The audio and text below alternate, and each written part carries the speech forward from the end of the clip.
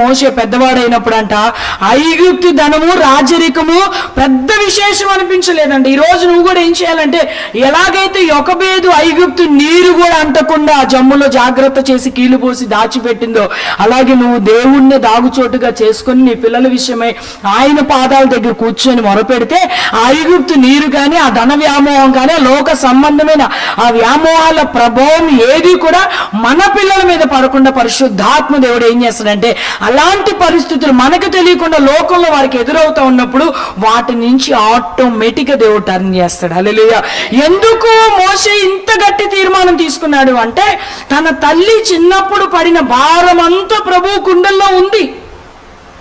తన బాధ్యత తీసుకున్నదంతా ఆయన గుండెల్లో ఉంది కాబట్టే ఏం చేశాడంటే, ఆ సమయం నిజంగా అట్రాక్ట్ అయిపోయే పరిస్థితులు, రాజరికానికి సింహాసనానికి అలవాటు అయిపోయే ఇంక ఇదే నా జీవితము అని ఎంతమంది అలాగ అయిపోరు? ఏమీ లేని స్థితి నుంచి ఒకటే సంపన్న స్థితిలోకి వెళ్ళిపోతే ఎన్ని వంకర టింకలు తిరిగిపోతారో జనాలు. అసలు మేము ఇందులోనే పుట్టి పెరిగామన్న యాక్షన్లు చేస్తారు బయట. ఇంకా రాను రాను రాను రాను మరీ ఎక్కువైపోతున్నాయి అలాంటి కల్చర్లు బయట చూడలేక చచ్చిపోతున్నాం. కానీ ఆయనకి ఎలా అనిపించింది అంటే, అల్పకాల పాప భోగం అనిపించింది.